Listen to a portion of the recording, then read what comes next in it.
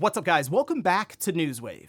The whole thing around Xbox right now, after they raise the prices of Game Pass Ultimate, is, well, how exactly is Microsoft doing internally? Because it seems very dysfunctional just based on what we're seeing from the outside, and the latest development yesterday hasn't exactly helped Microsoft's image with all of that. We're going to go over that, though, here today. Also, we already talked about Nintendo posting a very random and mysterious video with no explanation that has people running wild with different theories and speculation online. And we'll also be talking about digital games, as an advertisement shown up that was quite transparent about what you're actually buying, and it has people starting to ask questions of, wait, how much ownership do I really have over my digital library? All of that and more. Guys, if you enjoy these videos, make sure you hit that like button. Helps out a ton. And if you're new here to the SpawnWave channel, make sure you subscribe down below. And we're here every weekday morning, 8 a.m. Eastern time, trying to keep you up to date in the world of gaming. So even if YouTube doesn't tell you the videos here, hey, it's kind of like the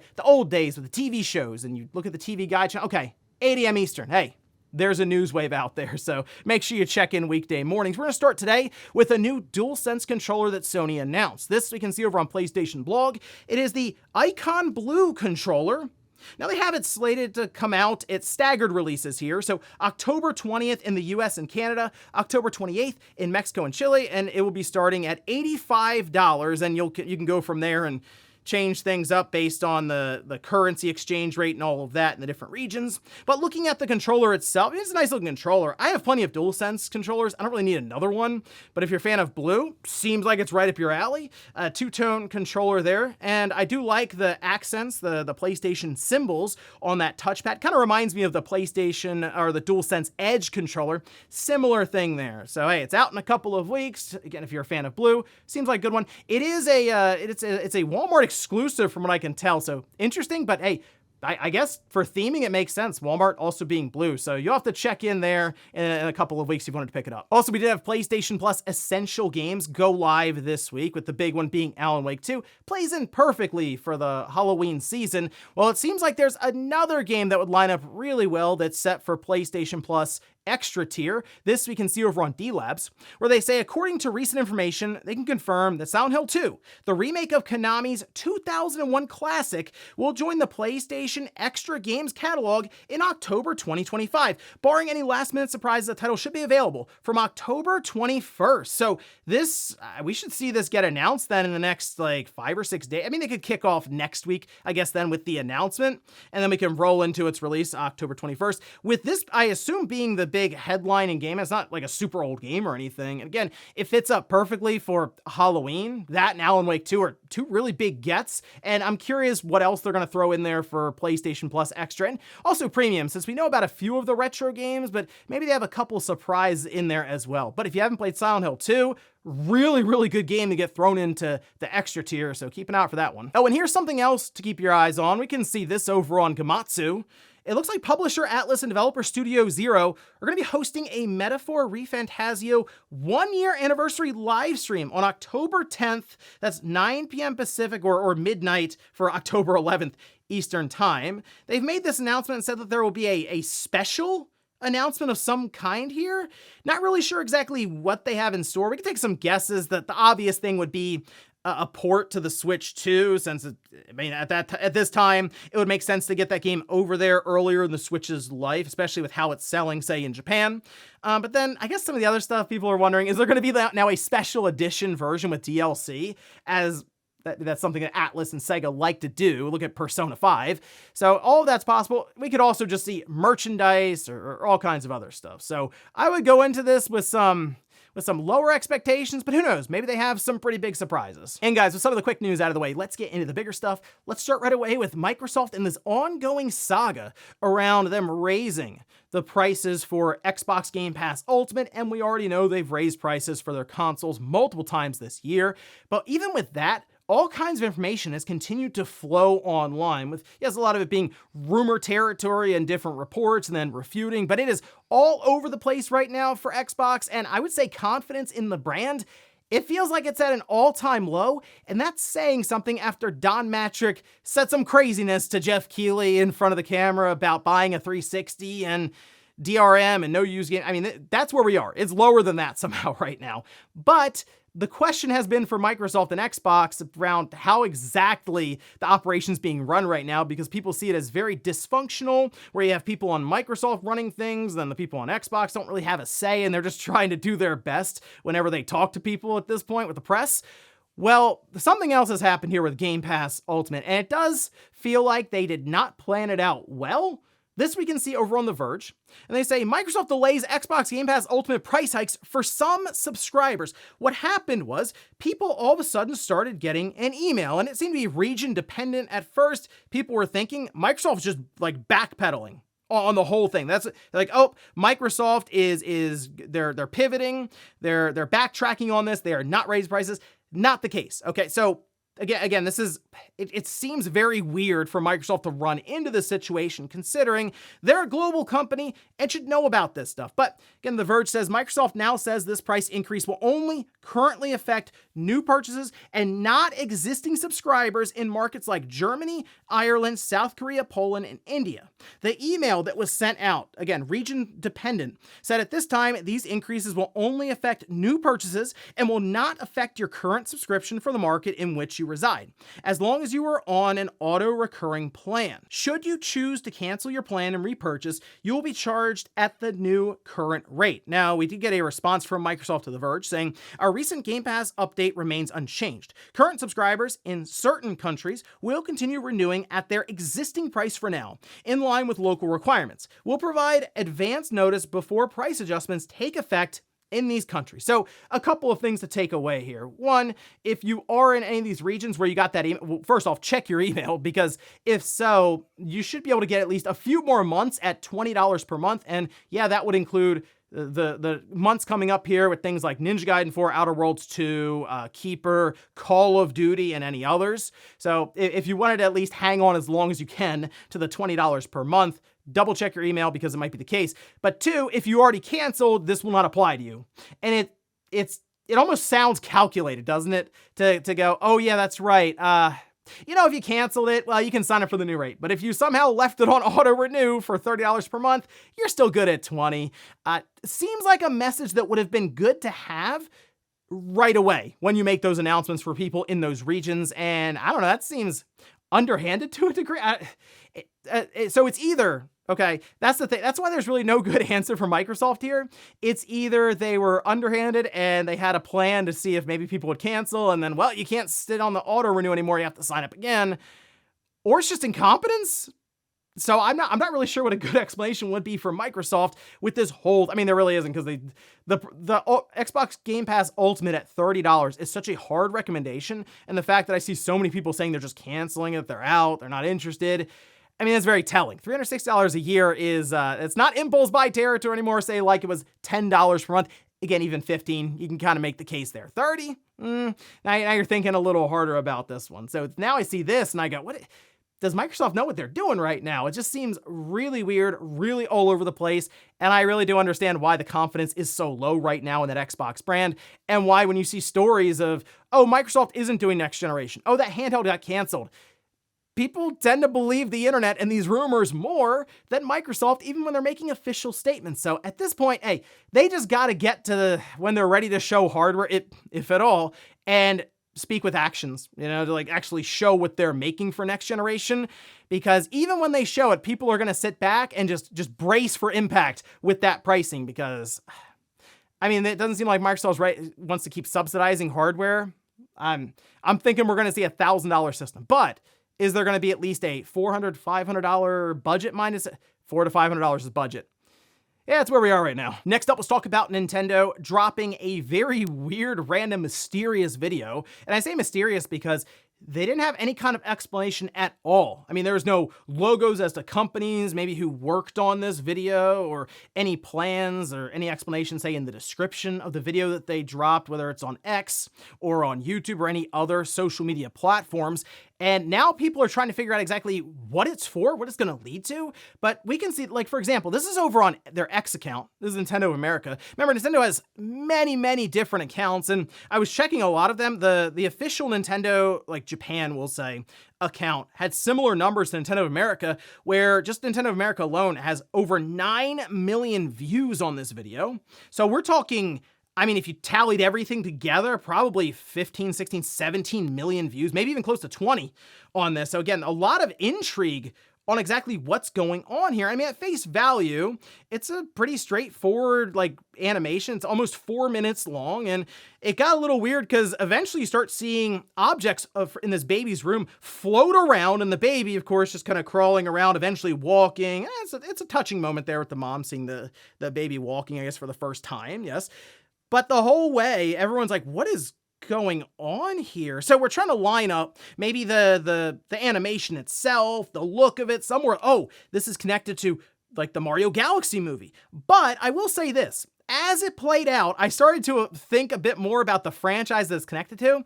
And I think we do have the answer here. So if you're watching this video and you look very closely at the background at the 1 minute 40-second mark, there's a little Pikmin running, it looks like. Yeah, I think this is all Pikmin related. So one part, you might be looking and saying, well, where are the Pikmin? Like, everything's just moving around.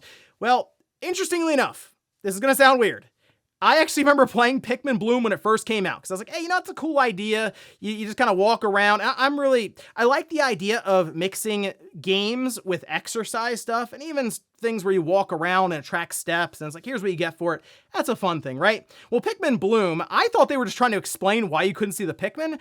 I think they're making it canon here. The idea being you can't actually see Pikmin. Like humans with just their eyes can't see Pikmin, and you have to use, yes, your augmented reality through your phone to see them. I thought that was how they were playing it up for the game, but it seems like maybe Nintendo is playing into it completely here, and I think that's what we're seeing, all right? So this does play into the marketing that we've seen with, say, Emio, where Nintendo just posted a trailer, and that was clearly for more mature audiences, but they didn't leave an explanation, had people talking.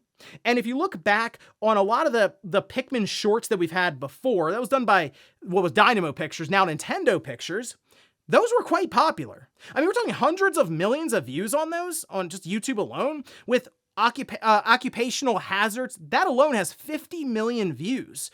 So I'm trying to figure out if this is a game or just an animated series. If I had to take a guess, I think it's an animated series. Like, we know Nintendo is working to branch out into things just outside of games. They're trying to be more of an entertainment company overall, and I think that's what we're seeing here is them continuing to push in that direction. And what we just saw most likely is an unnamed or very vague, like, first trailer for a Pikmin animated series of some kind. That is what I believe we just saw, and it's just a marketing stunt to get people talking about it. So there you go. I guess look forward to some more Pikmin-related stuff with this.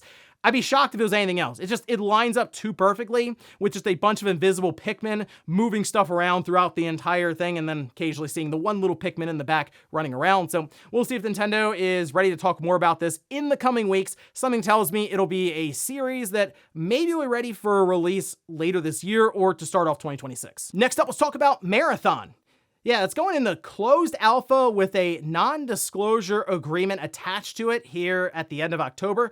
Good luck with that one. You know someone's going to be leaking stuff, whether it's footage or screenshots, just descriptions. And in fact, we're already seeing some information get out there, which, like, you could see this is over on Insider Gaming. They say Colony Deeks, who is a known Destiny 2 and Marathon data miner, says that the game will launch with 2 editions. And yeah, it's going to remain a premium price title, so we're expecting a $40 base version and then also a deluxe edition around $60. They say the deluxe edition will include more skins for players and maybe some other, perks and stuff thrown in there that you would normally buy maybe in a cash shop or earn through a battle pass of some kind. And this has brought up the question around Marathon and if it has any chance of being successful when it's priced at $40, should it be free to play? It's so hard to say here with that because I just think the game itself is just it's almost like it's marked online now. It had a really bad run up to what was supposed to be its original. Like, we should have already been playing this game or soon to play it. So this still being 40 is just, it leaves it so much up in the air. I will say some of the weapons and stuff, like, there's a lot of content, it seems, being thrown in there with the weapons, and that's great. Extraction shooters already, I think when you announce that it's an extraction shooter, immediately on its back foot. You then, I feel like for the mainstream, have to work to win them back. Arc Raiders seems to be something that is doing that, and it's out soon, so that's already unfortunate for Marathon, a game that people are already excited about, an extraction shooter that would probably be taking up a lot of people's time ahead of Marathon coming out. So hey, we'll find out. I think in the first quarter of next year how this will do, but I have concerns that this could end up just being another Concord situation because it's just... Marathon isn't exactly a game that instills a lot of confidence after all of the art theft stuff and the fact they had to delay it. Most likely because of that and then just the overall reception for it when they first showed it. And in our last bit of news, let's talk about those digital games that's, quickly becoming the prominent way for people to buy titles. We see the statistics, we know more people buy digital games than physical, and there have been questions around if the next system from Sony would even have a disc drive. Fortunately, right now it seems like it will, and you kind of have to still because I think there are enough PS4 and PS5 discs out there in different collections that it wouldn't be a great idea to make it so people could not use those through backwards compatibility. But we'll see how the things go with the PS6 because we already know it's like an 80-20 or so split for the PlayStation 5 in favor of digital. Well, people are starting to spot some stuff. For example, this ad for Silent Hill F. Now, this was on an Xbox system, it looks like, but it's still kind of the same. It's sold everywhere then with Xbox and PlayStation in mind. And at the bottom there on the advertisement says, buying or purchasing any digital products is a license. Wait a minute. That's interesting. So it's not the game. Well, okay. It's access to the game, right? Now, this is something that a lot of commenters pointed out. Seems the reason this is so prominent right there in the advertisement is because of a new California law that forces digital stores to tell customers they're only getting a license to their content. If stores want to use terms like buy and purchase, it has to come with this kind of disclaimer. And I think that's the correct thing to do since, you buy a physical game. Let's say you buy Battlefield 6 is out this week, and you buy it physically. You don't actually own Battlefield 6, the franchise. We all know that, clearly. But you do have a copy of the game on the disc. Now, when you buy it digitally, they're saying, hey, you don't own Battlefield 6, the game. You own a license or permission, basically, to access the game from our servers. Does that mean that in the future, they can take the game away from you? Yes, it does. We've seen it already. There's been a whole thing about stop killing games when it comes to live service games and games that need to access servers to start up. But even so, digital libraries can have games pulled out of them. And we've seen demos are a great example. We saw it with Stellar Blade, where a demo is treated as the way that it happens, it's a purchase of a license that grants you permission to access it. That's why when you say go on the store on PlayStation, you go ahead and pick up a $0 demo, it'll still say, hey, thank you for downloading your purchase or whatever. It's still counted that way in your library, but we saw them take away the Stellar Blade demo because it launched early. So yes, this is all very possible in the future. We haven't seen it happen at the scale of, oh wow, this Sony first-party game has to get pulled down because of X, Y, or Z, and they take it from your library. Everything can still be re-downloaded, but we're still unsure as to how that's going to work in the far future, because the thing people tend to forget, these digital storefronts are still not that old. It was like 2010, 2011 that we started getting full game purchases and downloads on storefronts for the Xbox 360 and the PlayStation 3. So it's something we don't really know enough about, and we'll find out eventually, but by then, there probably won't be any other alternative since there won't be a disc drive, and who knows with Nintendo, might not even be a cartridge slot since, right now they're selling 50 or 60% of their games on the market don't even have the game on the cart itself. So, this is... It is good to see people starting to realize this a bit. It's just the advertisement basically had to have it plastered right on the front for people to start looking around and asking some questions. And before we go to the comment of the day, we'll take a look at the poll that I posted up yesterday, where I ask, which of these new original games left in October are you looking forward to the most? I know Dragon Quest 1 and 2 is around, but that is a remake, so that's why I said new original games. And if Battlefield 6, Pokemon Legends ZA, Ninja Gaiden 4, and The Outer Worlds 2, I figured Pokemon in general would take it because it's massive franchise and tons of fans out there. Battlefield 6 is right behind it though. I'm going to pick up Battlefield 6 this week. I just liked how the beta played compared to Call of Duty. It just felt more grounded, more gritty, and it felt like, old school Battlefield to a degree. So I just want to see how that turns out at launch. Although Pokemon Legends I'll be picking up too. Ninja Gaiden 4, and that is going to be awesome.